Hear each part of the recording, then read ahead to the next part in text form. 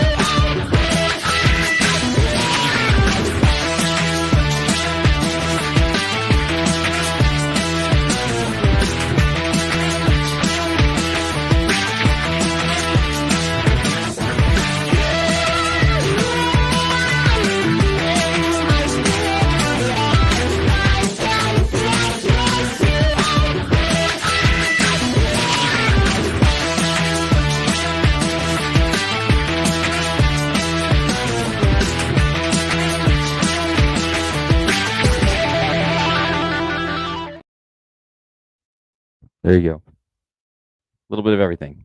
I even got Josh Jackson falling off the roof of his car. Sorry, Josh, love you, but that that kept me laughing all weekend long. So no, so some great racing. And a great weekend as we get ready to put on the biggest show of the year so far at Meridian Speedway. I do want to remind you, the folks that are watching, I was watching Flow Racing earlier tonight because two of those kids in that video, immediately after the race at Meridian, hopped on an airplane, flew to Charlotte Motor Speedway to go Bandolero racing in the summer shootout. Bristol and Tate and Monroe, Oh the wow. Torch Racing crew flew back that way. Main event just ended before we came on the air. And the beginner bandos with, I mean, drivers from all over the world over there. Bristol Monroe gets a podium finish, third place representing the state of Idaho, and little brother Peyton gets a top 10. So now they're loading up their cars. The cars are driving down the road. They're getting on our plane and they're going to Atlanta Motor Speedway to do some Phew, bandolero racing. So, that's you know, awesome. so good luck to those guys, the Torch Racing crew going racing. We do want to remind everybody before we bring Aaron on, it's show us some comments, interactive, ask some questions, wish these guys some good luck.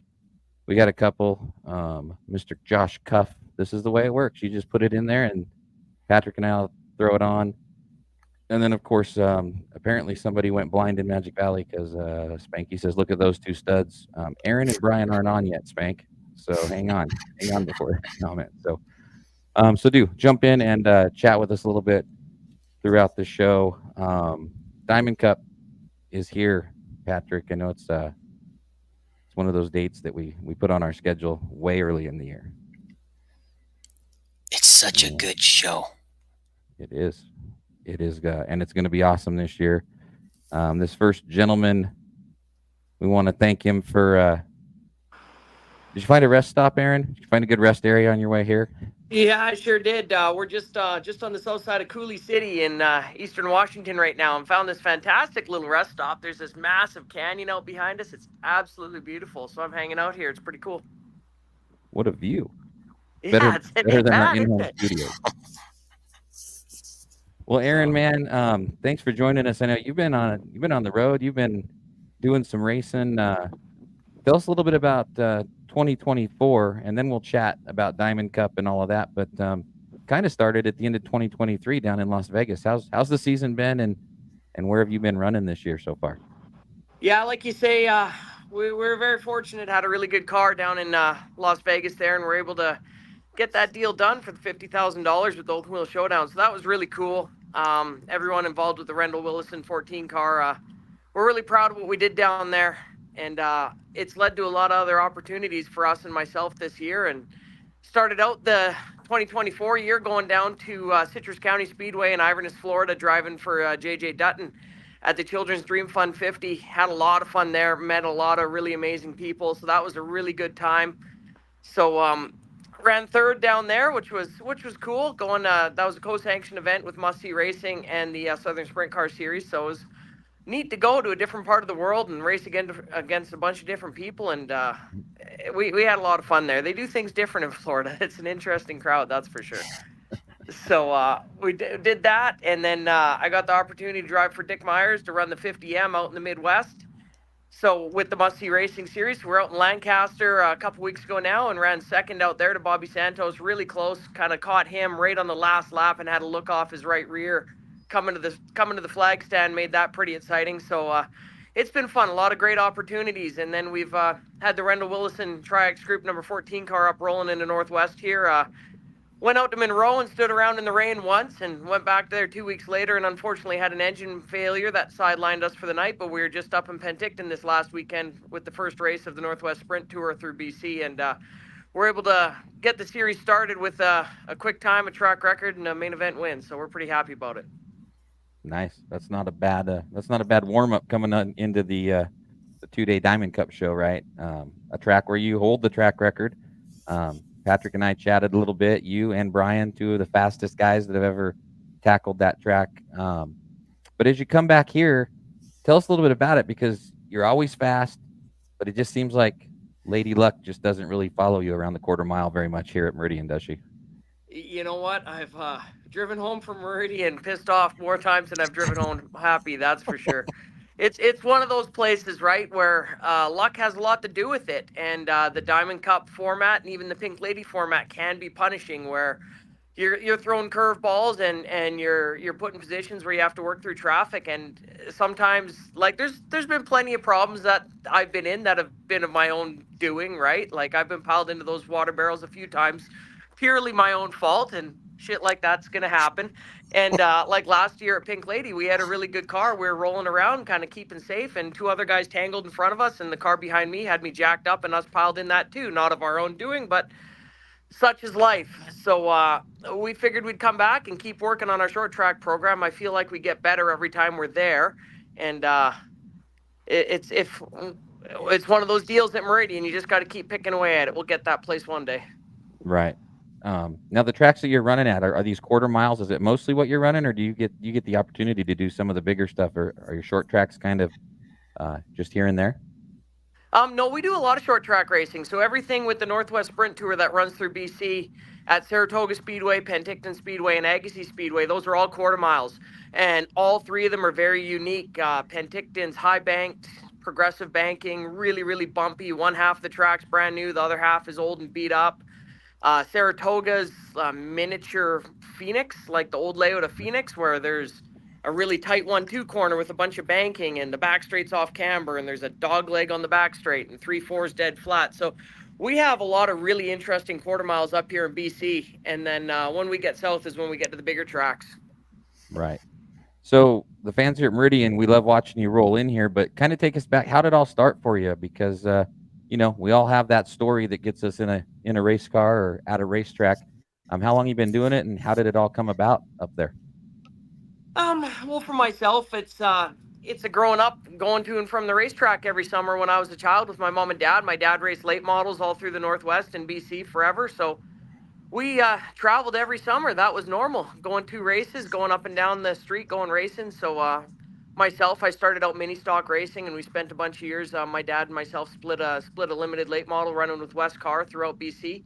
We did a lot of that, and then there was a Focus Midget, pavement Focus Midget deal, very similar to the Focus Midgets that run at Meridian and Twin right now. That I ran at Agassiz Speedway, which is probably my home track. It's about an hour from my house, back up in BC. So ran that for a bunch of years, and it's a natural progression. Once you get into open wheel cars, you always kind of want more, and sprint car racing wasn't far off on the horizon. So myself and Brittany bought our first sprint car in the fall of 2014 and came out in 2015 and ran a few races and kind of got our feet wet. We came down to Meridian at the end of the year in 2015, and then ran 2016, 2017, and at the very end of 2017 I partnered with Rod and Gord Rendell, and I've been partnered up with them ever since. So it's been a lot of fun. Awesome. You got anything, Patrick? So we know you're fast at Meridian. Are there other tracks that you've got a record at? Yeah, yeah. So a little bit of backstory on that. NSRA went to a format which is very similar to Diamond Cup format, actually, where the season championship was going to be heavily swayed by passing points, and all the main events were going to start with a pretty big invert. So qualifying well is what was going to lead to championships from 2017, 18, 19, all the way through 2020. The formats were going to be big inverts, but qualifying was going to be heavily rewarded through points and through passing points in the feature. So I worked really hard on our qualifying program to put ourselves in that position where you'd go out and set quick time, and if you could get yourself to third each night, you had a really good run at the championship at the end of the year, and that was our objective at the time. So in doing so, we've developed a pretty darn stout qualifying program, and we currently hold 10 track records all the way up and down the West Coast and through Colorado as well. So when you roll up, are people going, so there's that guy who says a track record? Well, a lot of them are whispering, there goes that guy that talks funny and doesn't shut up. But yeah, no, we're really proud of what we've done in our qualifying program. And like we've running around and doing what we've done at Meridian and nipping at the heels of a supermod track record where they're running an unrestricted 410 and a 70% left side car, and we can be within a few thousandths of it with an upright sprint car and restrictors in the top. We're pretty proud of that. Yeah, you guys are right there. Like I said, the Brian holds the super modified, the all-time track record, 10.865, and you were at a 10.903. Um, Yep. is Pretty the darn so you're close. We were sniffing at it. you're there. Me and Brian's dad Moyne are always giving each other digs back and forth, and he's mouthing off about this and that, and I'm giving him crap about having to have an unrestricted 410 laying over at 45 degrees to be able to do it. So we have Right. a lot of fun with that. Right. So as you come in, man, like I said, it hasn't always been the best experience for you, but as you guys work on that short track program, you're coming off of another track record and a main event win. How are you guys feeling? Honestly, coming into this thing, you always know it's 20 to 25 cars and a lot of that tight Meridian Speedway racing. How you guys feel here for 2024? You know what? When we ran down at Pink Lady Classic last year in September, my short track program's been evolving, and I feel like it's been getting better and better and better. And I feel like I had one of the better racing cars I had had in a bunch of years last year at Pink Lady. So it's an evolution of that, and we got to keep working at it. I feel like our short track program is better than it ever has been, and the amount of short track racing we do up in BC now that the NST Northwest Sprint Car Tour has been going on the last 2 years, we've really been hammered down on our quarter mile program, and it's been getting better. So we're confident coming down to Meridian. We're trying a few new things with our eyes on the Pink Lady Classic and using this as a test weekend. Basically, there's things we want to work on. There's race program stuff we want to work on. Our qualifying program, we feel like we're pretty comfortable with there, but we still need to work on putting 50 laps together and getting the car to be able to pass well and run in the second lane and do all the things you have to do to navigate Meridian in a main event trim. Right. You have anything, Patrick? Are you superstitious when you get down to Meridian now? Or are you going to be like, hey, look, I've tried this, I've tried that. I got to try putting spinach in the cockpit with me this time. Maybe that's going to help. What do you do? Yeah, no, there isn't no superstition with this stuff. It's just racing, right? I've never been the superstitious type, but we're gonna just do our best, put our best foot forward, and keep all the wheels on the damn car. And if I can keep out of them water barrels, we'll be in good shape. What's your favorite race day snack? My favorite race day snack. Ooh, I don't know. We've been making brats the last little while. They've There been you go. pretty good. I know Meridian's always got something special in the cook shack there that you don't see at a lot of places. They had meatballs there a couple years ago. Those are pretty good meatball sandwiches. Yeah. So I don't know if they got them still, but Adam was running around with a mouthful, going, "Try this, try this, try this," and tried to stuff a half-eaten meatball sandwich in my mouth. Yeah. So, so yeah, there's always good stuff. He had mini tacos too, didn't he? We do have mini tacos. Yeah. There you go. So Mini might have to tacos get a and few of those down the hatch. all the good stuff. Yeah. So after Diamond Cup, what's 2024 look like for you guys? I know there's lots of racing all around the nation, and up in Yep. Canada. What are the big shows you guys got pegged for 2024?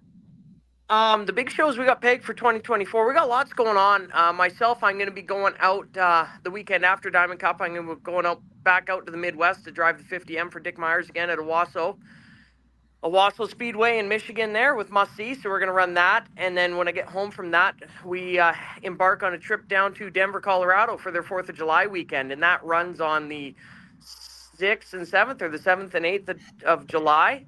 $10,000 to win each night. So it's a pretty cool event. The track is it's huge there, and the amount of people they pack in the place. There's 10,000 people there. It's like Chili Bowl outdoors. So it's such an awesome event. Really awesome people. I got a lot of great friends around there. So we're excited to get out to Denver and run that race.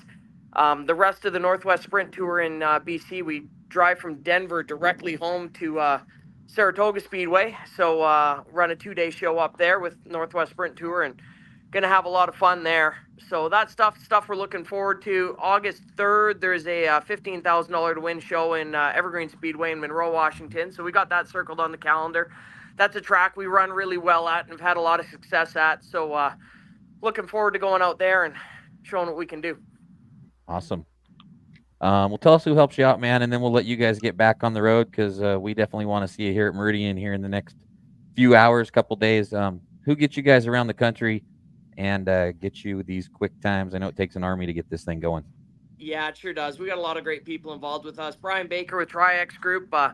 really big supporter. Comes and travels to all our races with us. We have a lot of fun. Jason Frost, the Keg Steakhouse. So if you're in the greater Victoria area, stop into the Keg, get yourself a nice cold beer and a steak for dinner. They're going to treat you really well.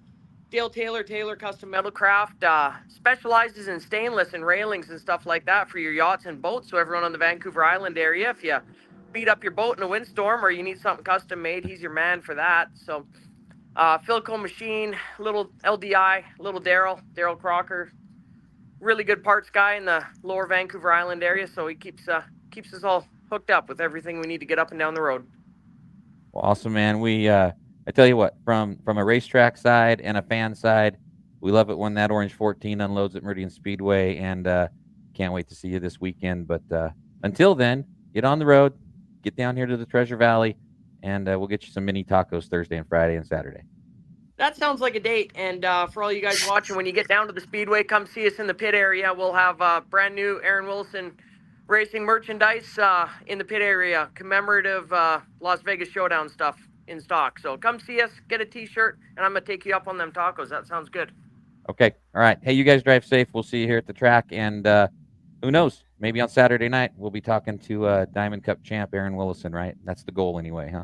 That's a nice ring to it, doesn't it? You like that, don't you? Yeah. All right, buddy. Great. Thanks for joining us on short notice and on the road. And we'll see you here this weekend. Thanks for having me, fellas. All right, man. Drive safe. So there you go, Patrick, our first guest there. Lots of traveling, lots of racing for that guy and his team. I tell you what, they makes me a little jealous. That's their life. That's what they do, you know.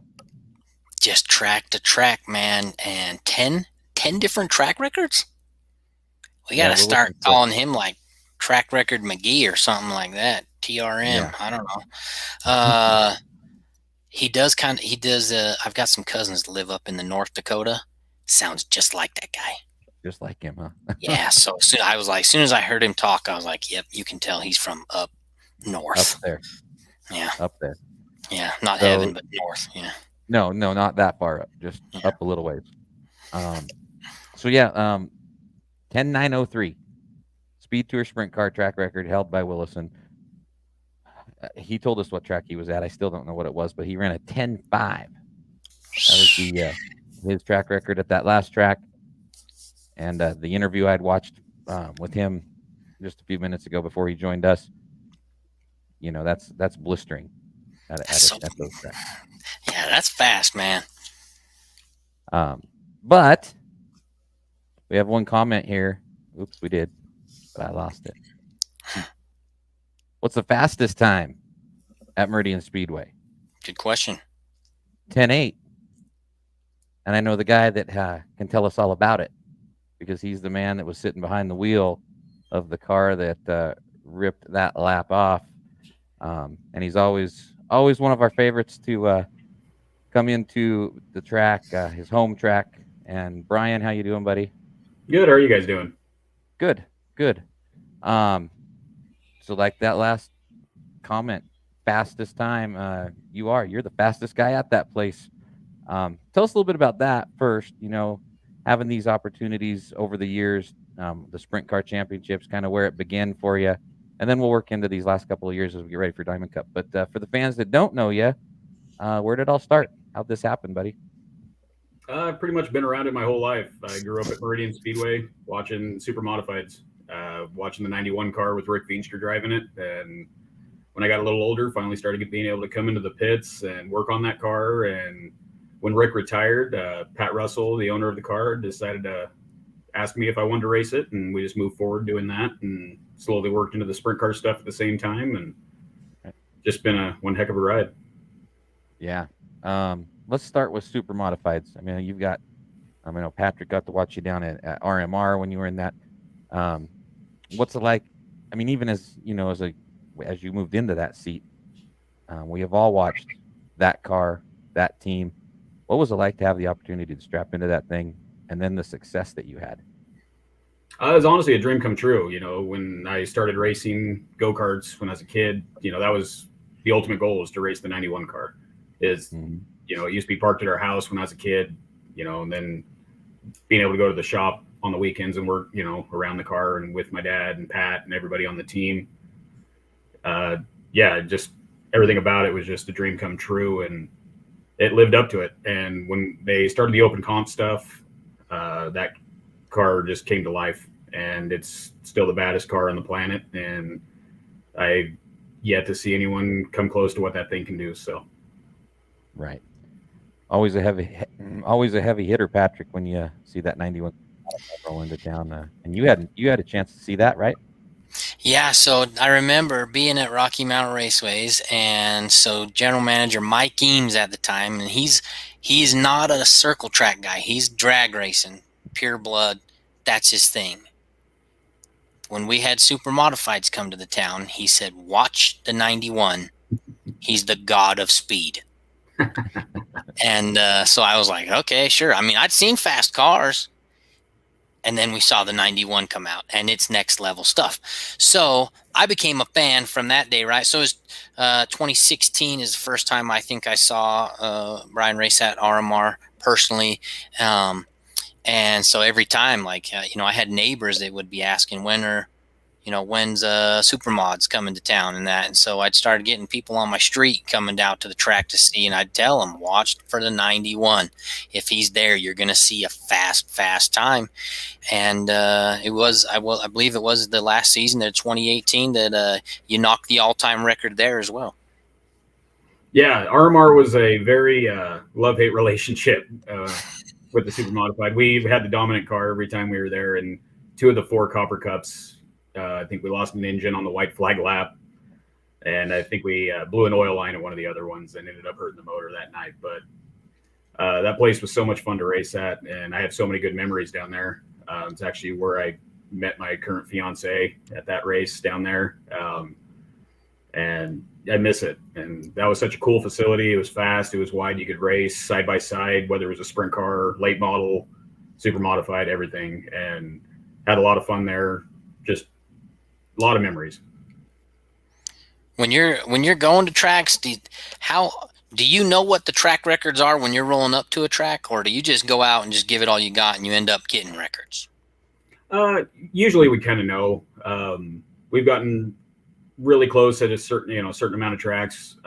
We almost got Madeiras this last year, but the weather was kind of crummy and didn't quite. We were about a 10th off of it, but everywhere you go, you just go full bore, no matter what you're doing. So it's just a matter of what the car has in it, what the track has in it for that night, and you just put every effort in every time you go out. So, can you kind of tell, like, when you're there, like, hey, it's 79.6 degrees, the wind's 2 miles out of the northeast. I think we got it today. Yeah, usually the proof's in the pudding in practice, and you can usually tell if you're going to be close, and usually pick up a few tenths in qualifying for just laying everything out on the line. You're the only person out there. But no, it's race by race and everything we do. So, have you ever come so close that you wondered, like, hey, if I didn't have that cheeseburger, maybe I would have just been that? Do you ever get that into it? Actually, yeah. At Meridian, no one had ever been in the 10-second bracket until we did it. And one of the cool stories is the 91 car was the first car in the 11s.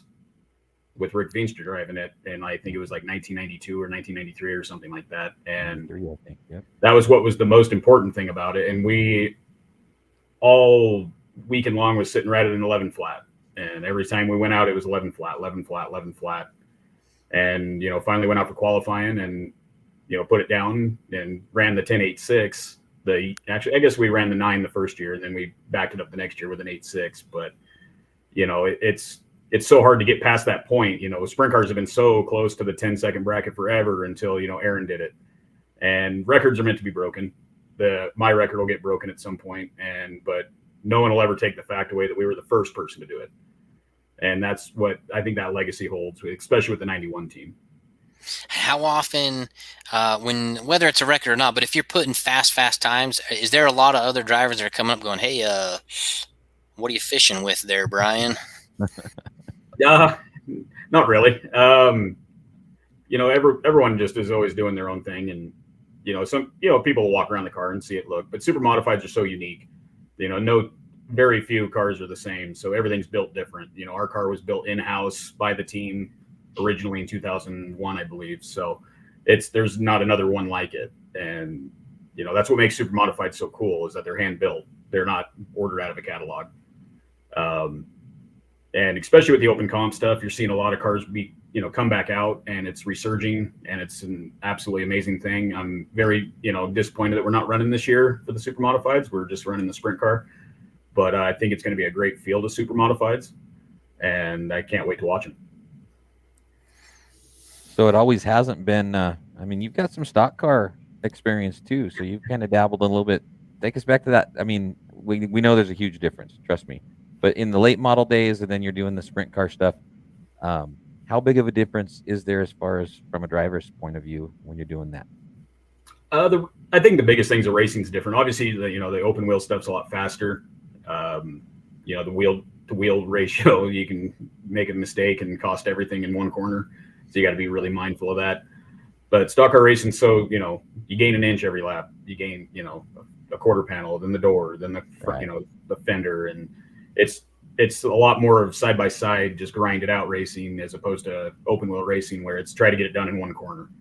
And they're both a very distinct discipline, but you just can't beat the thrill of the high speed stuff, and that's kind of where I've always gotten my pleasure out of racing, is just the high intensity. And I do miss late models from time to time. I would love to get back in one, but that's technology is so far well beyond me anymore that I don't even understand half the stuff they're doing anymore. So I just think I'll stick to open wheel for now. So let's talk sprint cars, man. The last few years you've been running the Pepsi car, of course the Speed Tour car, and I know it's been a rough couple of years just for a lot of us away from the track, including your team. But as you guys roll into 2024, what's the plan? Are you just going to pick a few of the bigger shows, or what does it look like with all the changes you guys are going through behind the scenes? What's this season going to look like for you? Yeah, this off season we suffered a major tragedy with one of the car owners of the 91 car this year, and he passed away in a workplace accident. And it's been a very trying off season, trying to work through that, and missing him being at the racetrack. It kind of sucked the air out of the room for a long time, and we miss him. But yeah, this year's we're just picking and choosing a little bit, and this is an expensive sport, and we want to choose our battles. Diamond Cup's one of our marquee races that we're going to run. Pink Lady Classic. If everything goes well at Diamond Cup, we're probably going to go over to Colorado, the race Aaron was talking about, over 4th of July weekend, and go make a run at that. We went there last year and struggled with motor issues the entire weekend, so we kind of wanted some redemption on that. Right. And if everything goes good towards the end of the year and we get through Pink Lady good, possibly hit at least one of the showdowns, whether it's Irwindale or Vegas. We're signed up for both, but the goal is to hopefully maybe go to both of them. It just kind of depends on how the year goes. But it's an expensive sport, and we just got to choose our battles. So right. If you weren't racing, that would free up a lot of your time, right? If you weren't into this hobby, what would your thing be, do you think, if you weren't into racing? What would you be doing? I have absolutely no idea, because I really don't do anything other than race. I pretty much go to work, hang out with my family, and race. So I actually have no idea. I don't like camping. I'm not an outdoorsman whatsoever. I don't hunt. I don't fish. It's pretty much race cars and family. So that's good though. What are you superstitious in the car? Do you have any routines you have to hit? No, not really. I have my safety stuff. I have a routine I go through to make sure the steering wheel is locked in, make sure the fuel's off, ignition switch is off, things like that, but nothing that would be considered superstitious. Okay. What's your favorite race day snack? I actually have a very hard time eating on race day. Huh? There will be times when I don't eat a single thing after I leave the house and get to the racetrack until that night, until after everything's over and done. So it's actually really bad, but I just don't get hungry at all on race day usually. So they have to force me to eat. So I usually don't really have one. Do you have a favorite drink then? You doing the Gatorade, the water, Stonely? What are you doing? Oh, probably an energy drink.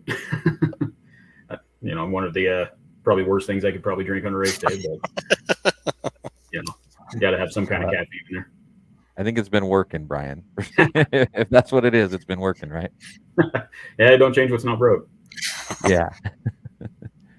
Along those lines, favorite racetrack. I mean, we know Meridian's home, but you've had an opportunity to do some racing a little bit of everywhere. What gets you guys pumped up? When you have an opportunity to say, "This is where we're going to head with this '91 car." What kind of stands out for you? Honestly, Irwindale's always been one of my favorites outside of Meridian. Meridian's home, but Irwindale's so much fun to race. It's so wide. There's so many different lanes you can run, especially in a wing car. Honestly, the big races where you get the big names are the ones that I've always aimed for. Those are the ones that get you up in the morning and make you really, work for what you are trying to do. So if the Bobby Santoses of the world show up, that's in the Aarons and, those guys, you got your work cut out for you. And if you do well at those races, it just gives you that much more feeling of an accomplishment, and the bigger races seem to, like Las Vegas this year was crazy. There were so many good cars. I think we had a stellar car in the second half of that. We just, we spun in some oil during that race and kind of ended up having to go back to the back of the line, not a whole lot of race left. And last 3 laps, we were running out of fuel. So we kind of had to back it down and make sure we got to the finish. But I don't know if we had anything for Aaron or those guys up in the top, 1, 2, but I think we had a top 3 car. And, that's just what drives us is the big races and marquee races and things like that. So that's why we're kind of doing what we're doing this year is just hit some of the big races, the high competition races, the ones that have reward to, if you have a great night, you can make some money and, go on to the next one. But, 2024 should be a lot of fun and we can't wait for Diamond Cup weekend. It's one of my favorite races of the year. It always has been, even when I was a kid watching Super Modified. So if you're coming out, come see us after the races and, tell us what you thought. Awesome. Who's helped you, man? I mean, I know as we all age and get older, I love seeing, you with your family out there and your daughter and that sort of thing. It's kind of brings it all full circle to what you've been able to do with your dad. But who helps you? Who do you look up to as we get ready for a 2024 Diamond Cup? There's so many people behind the scenes that have helped us. Alan Marsh Travel Center. Alan's been a huge supporter of us and myself for a long time through different race teams and all sorts of things like that.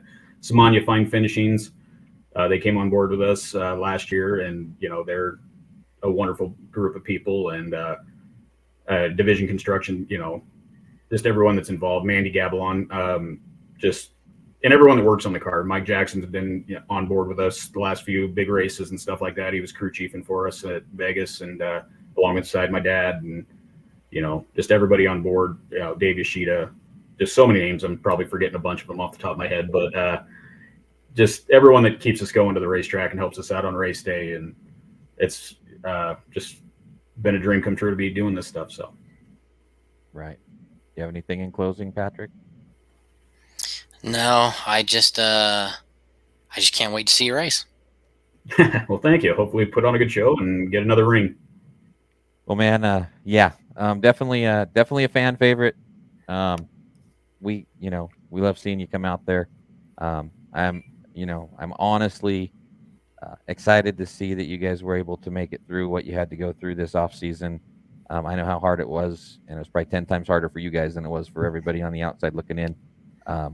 But you're gonna have an angel on your shoulder this weekend, and hopefully we can finish it up by putting a ring on that finger as well and getting this one in the book so you can have more success this year, bud. Well, thank you. I'm sure Scotty will be there with us the whole time, so we'll probably be able to hear him at some point. Yeah, we'll be listening because we always could. So, hey Brian, I appreciate you coming on, man. We can't wait to see you Thursday, Friday, Saturday. We'll come out there and hang out, and best of luck to you, the team, and who knows? Talk to you on the front stretch. We've done it a lot over the years, right? Hopefully that's the goal. Okay. Thanks, Brian. We'll let you go and get ready to go racing this weekend, bud. Awesome. Sounds good. Okay. All right, Patrick. Bryan Warf. One of the I froze myself. Hang on. I don't know what I did. Oh, there we go. I can see you're okay. Okay. Awesome to have Brian on. One of the hometown favorites. I mean, you've got the chance, to see that guy wheel a car too. Yeah, so I've seen him at Rocky Mountain Raceways. I've seen him at Meridian, and the thing that I like is that he is gonna put whatever car he's in, he's gonna push it to the limits that vehicle has. So you're gonna get very fast lap times, and I think that pulls the field too, because everybody's trying to chase down those fast guys, and so like it just makes the event better. But he's not dirty. He races clean. He just wants to be fast and win some races. And that's the kind of racer that I love to watch. And I want, my boys love watching too. So my boys know who Bryan Warf is, and also super approachable guy in the pits. You can go up, take a picture, give him a high five. You know what I mean? And he treats you just like you're one of the buddies. You're on the crew or something, Right. No, great guy. And like I said, they went through a rough, losing as if people lose, anytime you lose somebody, it's rough. Yeah. When you lose somebody 1,000,000% unexpectedly, that was such an important part of that team. It's got to be it's got to be even tougher on those guys. So to be able to see them pick it up, and move forward in Scott's memory is pretty cool. And back of my mind, in my heart, I guess I'm pulling for Warf in 2024, just for what they've been through, I think. Yeah, when I feel like one of the things that maybe doesn't get talked about as much as it should, and maybe we should start asking some of these guys now that I'm thinking about it, is the relationship that they have with their crew and with the people that help get them to the track is something that it's not just, oh yeah, they're a buddy. You know what I mean? It's like a next level relationship that the whole crew has to just have everything in mesh for things to work the way that they need to be able to have a car run good and get wins. And so when you lose somebody that close and that you've been working with, like you said, unexpectedly, so I bet you there's times where you might not want to even continue, but they do. They're doing it very intelligently. You can tell, as you said, they're picking their battles and making sure they're being smart about the things they're doing. And I'm sure it's not been easy. But from the fan perspective, from Patrick Baumann Racing Junkie perspective, I appreciate that they're doing what they're doing so that we can still see them race. Yeah. And he always puts on a show, and, the shows he was talking about, he's going to be a contender in each and every one of them. I don't think there's one of those racetracks that they're going to pull into that they're going to be like, nah, we'll go for a top 10. He's going to be a contender every time they unload that car. And that's the cool thing about a guy from here at our home, as he goes and spreads his wings around the country and represents us. So good luck to Bryan. Aaron on the road, pulled over just in time, and they're back on the road. So I appreciate Aaron. So like I texted you this morning, literally, those are the two fastest men, women, children, whatever, human beings to ever take a race car around Meridian Speedway. And we just talked to them. Yeah. Yeah. They let us give them a call and chat with them on our podcast. That's cool, man. An answer. 10.865 for Bryan in the Supermod, 10.903.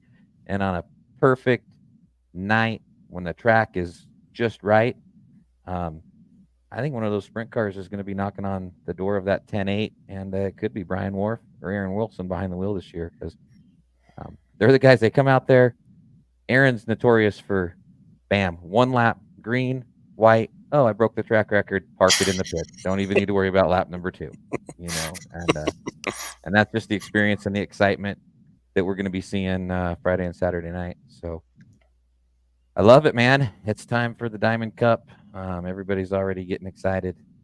I want to reiterate real quick the Idaho Historical Racing Society. We chatted about it yesterday, or not yesterday. Seems like yesterday. Last week. Yeah. They're in the process of trying to raise funds for a cool mobile historical museum for racing around Southwest Idaho. We've got our eye on one. We even got our hands on a trailer, and it's going to be out at Meridian Speedway this weekend. Definitely Thursday night. We're going to pull it through for the pit meeting on the weekends, so all our out-of-towners can take a look and see what we're trying to do. And it's posted at the top of our Pit Stop podcast page. It's pinned up there if you'd like to make a donation. But definitely come out and look. Stan Fuller is bringing out some. I think the last message he sent us, he's like, "Oh, I can bring out 8 totes of historical pictures, 8 totes." So, and I know he gave Bill Adams, our photographer at Meridian, and he's part of the IHRS board, like 20 some DVDs with 1,200 pictures on each or some crazy thing. So, but that's what it's all about. Definitely support those guys. Like I said, Todd Lebrani, TC Ellis, Spanky, Don Kithcart, everybody's on board. There's 14 or 15 of us on that, and that will be out at the track this weekend. It's not ours yet, but if you want to help, it could be. So, yeah, I know the help would be greatly appreciated. And if you don't even have to be a super big racing fan. Some of this stuff, I guarantee you will find to be very, very cool. And preserving the history is super important for the future of the sport, right? right. You know, it's hard to get to where you want to be if you don't know where things have been in the past and where you've come from. So I think that this is so awesome because it's not just hey, this is a fixed location. This is something that can travel 2 different tracks. So it's like an added value. You go get your ticket to the racetrack and you can be able to go through and see some of these things and eventually get to the point where, like we talked about last week, I believe, where you might see a historical picture and say, hey, I remember hearing about that guy. Or maybe you just think it's a cool picture, and to be able to maybe get a copy for yourself, that's something that's totally awesome. So you can take some of the history home. Yeah. That's what Stan says right there. 8 totes, 60 albums, and a whole lot of history. Over 20 years ago, Stan and Steve Towery, who was owned Printcraft in Caldwell, myself and Joe Schul, a couple other guys that were racing at the time, got together and said, let's preserve the history. Little did I know that 22 years or whatever would go by so fast, and here we are.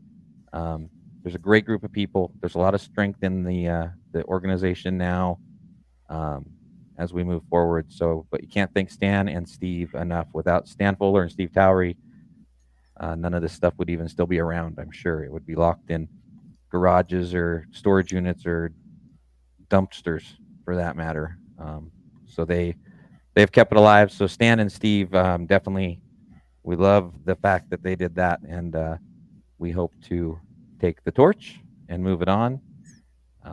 And there's a Facebook page, right? So if people want to know, yes. the Idaho Historical Racing Society, they can go to the Facebook page. They've got information there. If you can donate $2, $5, $20, whatever. If you want to donate 1,000, whatever you got, this is going to help get this trailer, make the purchase of the trailer right, so that this thing can travel more freely and easily.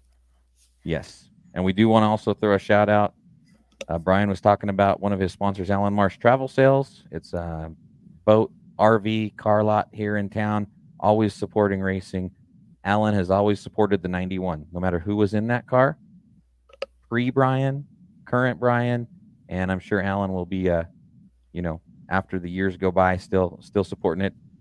Allen has stepped up. And he is going to give us one whale of a deal on this trailer. He's allowed us to just take it now and show it off a little bit before it's all said and done. So big thanks to Allen Marsh Travel Center. And Todd Lebrani really put the effort into that. So I appreciate Todd. And so the history side of it is, it's, we're all going to be a part of history. It just came too quick for me. I'm not ready to be part of history. So we're going to try to preserve it a little bit. Well, and like Stan just said there, it's a great group, you guys that are putting together all this now to secure the future. I love it because I want my boys to grow up and to be able to have access to these, to those things and say, hey, do we have, pictures of who won the, whatever cup back in 90 this, or, the early 2000s. And I want them to show their kids. And so the fact that you guys are doing all this work on your own time, you guys are volunteering to do this and try and keep this stuff together is, it's going to prove for the next generation and the next generation to be so valuable. So I appreciate what you guys are doing. Yeah. Yeah. And there'll be some point we'll get with Todd Lebrani, maybe over on the Turn 5 live page, and get all the whole group together and do a big old social media burst and let everybody know how it's going here in a few weeks. Todd's a big part of it, and we might swap over to his side of the streaming world so he can get that back up and running, and we may do an IHRS kickoff once things get rolling This is the big weekend, though, man. Diamond Cup, 2 nights. Everything's going to be live on Flow Racing. All the Speed Tour sprint car action is on Flow Racing this season, so we appreciate the folks at Flow, and fans around the world are going to be watching it this weekend. Yeah, I couldn't get out of the 9 to 5, so I'll be working this weekend, but Flow may or may not be on in my office, but it's going to be on. Don't worry. It'll be on. Yes. It's just the way it is, right? Yeah, I'll have 2 screens. I'll bring a second screen to my office just so I can have Flow on one of them. You know what I mean? So for the fans out there, don't know if there's any left yet, but our friends at Stinker Stores are having family pass night on Friday. So a lot of the Stinker stores in town have had some passes, 2 adults, 4 kids, and they've been giving them away. Or if you buy a certain thing, you get 1 or 2.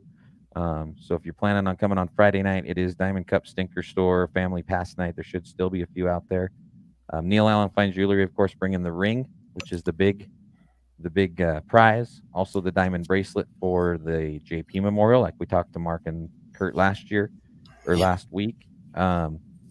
Speed Tour sprint cars powered by Pit Stop USA. Speed Tour Super Mods are going to be running the Naylor Memorial Classic on Friday night in memory of some of our past, Tom, Bob, and Glenn Naylor, father and 2 sons, that were very important to racing. So we're running in memory of them. The vintage sprint cars, the midgets, and stingers, that's Friday night.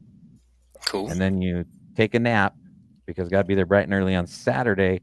It's the Diamond Cup Championship JP Classic. Ninja Kitty Fireworks presenting it, and Idaho CDL Training helping us out. Speed Tour sprint cars powered by Pit Stop USA. The Super Mods, vintage, midgets, and new to Meridian over the last couple of years. Dan and Adam kind of brought it in once the Twin Falls thing came up. Drifting. The drifters have been at Twin and Meridian on our off race weeks. Yep. So we might get a couple of them just to, give us a little taste. So maybe our circle track fans can kind of cross over, and next time the drifters take over one of the tracks, we can get some fans out. So just a little exhibition, and then big old fireworks show and a party in the pits. Can't ask for more, really.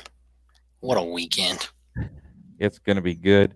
I have the quarter mile flu already. My nose is tickling. I'm thinking maybe a half hour early Thursday. I need to leave work just to clear my sinuses. It's for your health. Man, and Friday at 11:30 a.m., I might just be full out. I got to go to Dr. Speedway, and they might need to keep me for the weekend. Yeah, a little prescription of in the booth, Yes. Yeah. Yes. So there we go, buddy. Great guests. Two amazing guests. I appreciate Brian and Aaron coming on, and even Aaron on the road. Like I said, he texted me right before. He's like, GPS says 20 minutes out from a rest area. I'm like, oh crap, I didn't know you were like driving here while we're doing it. So I appreciate that. That's pretty cool for him to do that with us. Yeah. And then real quick, we've had it on the bottom of the screen for a little bit, but Scent Savvy helping us out. My booth smells amazing. And I know that you will be getting some Scent Savvy on June 22nd. I know the bandos are going to be down there, so we'll remind Shelby to come on down and get some little Scent Savvy down there. Western Cargo Services, Idaho CDL Training, and of course, Mike and the crew at Performance Signs and Graphics. Mike picked up his first ever Legends win at Meridian Speedway Saturday night. He was excited. He's always been so close. It looked like you got, how many were you have? 18, 16? How many did you guys have? There was quite a bit. Yeah, about 16 or 17 of them. It was a good show. Street stocks. Kendra Ochapenti pile drives it into the wall on Memorial Day, and her crew and everybody thrashes on it. Dennis Wirtz and Brian Hyde and those guys got that thing together, and she comes out and runs like 16 laps, fender to fender with her little brother, and beats him at the stripe. So from what looked like totaled to victory lane for her. Katie Miller finally got the win in the modifieds. Yeah, my little victory lane photos. It was all the ladies, except for on the highlight reel. I know. I was like, he's just interviewing a bunch of chicks, dude. That's awesome that they're taking the wins. Mariah Solomon on her birthday. She's out of the great state of Utah. Holy cow, that kid was gone. She was like a straightaway ahead of everybody in that first main, and she was just about ready to do it in the second before she got tangled up. But a big happy birthday to Mariah. Josh Jackson, got that second modified win. Jordan Harris got a couple. It was cool. It was a great night of racing. But I don't think it's going to be anything compared to what we're just about ready to get going here in the next couple of days. If you haven't been to Diamond Cup, folks, you need to go to Diamond Cup. That's all there is to it. Trust me, I'm out of state and I'm trying to, I'm sitting here trying to figure out ways to get out of work, to travel 4.5 hours to go up to it. Trust me, it's worth it. So if you live anywhere in the Treasure Valley, you got to be there. So here's the deal. For you, in September, Pink Lady Classic, Twin Falls is dark. Their season will be done at, almost done at that point.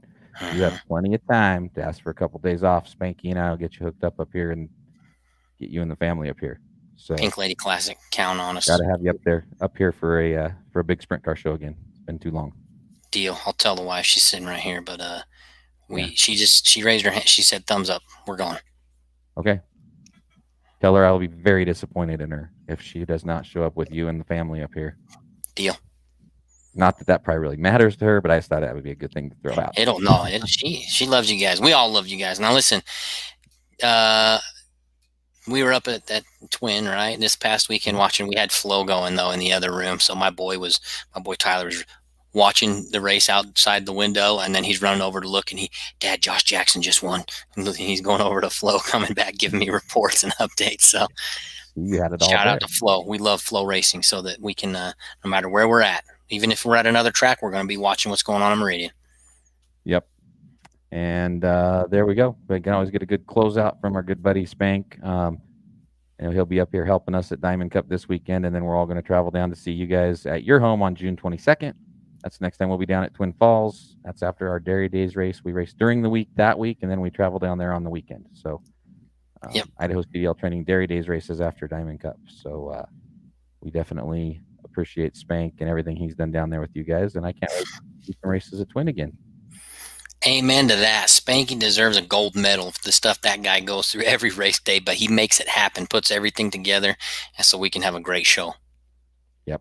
Okay, bud. I'm gonna go. Man, the nose is hurting. I gotta go write some doctor's notes for the next couple of days, because if I go to the racetrack Thursday night, family, kids, nobody's gonna see me till bright and early Sunday morning. I don't think so. I gotta get all my excuses ready.